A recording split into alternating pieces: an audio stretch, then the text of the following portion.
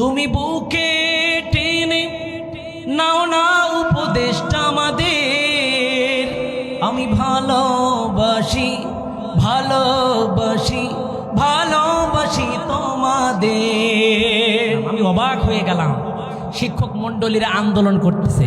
আপনারা কি দেখেছেন? যুবকেরা দেখেছ? শিক্ষক মন্ডলীরা আন্দোলন করতেছে, তাদের ভাতা দিতে হবে, বিভিন্ন টাকা পয়সা বাড়াতে হবে, বেতন বাড়াতে হবে, তাছাড়া সংসার চলছে না।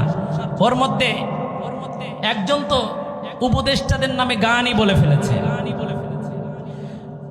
উপদেষ্টার নামে গানই বলে ফেলেছে। তুমি বুকে টেনে নাও না উপদেশটা আমাদের। আমি ভালোবাসি ভালোবাসি ভালোবাসি তোমাদের। আরে আমি চিন্তা করলাম, উপদেশটাই যে ভালোবাসা দেখাচ্ছ, কয়েকদিন পরে যখন বাস্তবায়ন হবে ভালোবাসা সব উল্টে পড়বে, ঠিক কিনা বলেন? উপদেষ্টাদের যদি ওই মহিলা বুকে টেনে নেয় তাহলে কি হবে? স্বামীরা কোথায় রাখবে? কথা কয় না। উপদেষ্টাদের বুকে টেনে নিল, তার মানে উপদেষ্টার বেশিরভাগ ছেলে না মেয়ে? আওয়াজ দিয়ে বলতে হবে, ছেলে না মেয়ে? এখন ছেলে যদি বুকে আসে, স্বামী কোথায় যাবে? তাহলে আসেন আমরা এখন থেকেই প্রস্তুতি নেই, এগুলার থেকে সব বাদ। আমাদের আগামীর বাংলাদেশ হবে কোরআন সুন্নাহর বাংলাদেশ, ঠিক কিনা? আগামীর বাংলাদেশ হবে ইসলামের বাংলাদেশ, আগামীর বাংলাদেশ হবে কোরআনের বাংলাদেশ। এই বাংলাদেশের কোরআনের পার্লামেন্টে হবে কোরআনের আইন।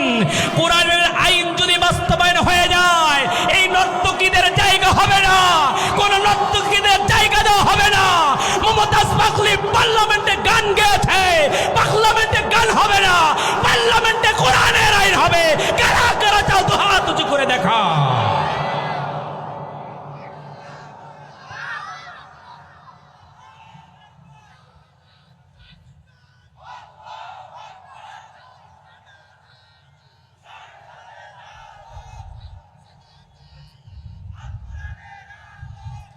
আমার ভাইরা,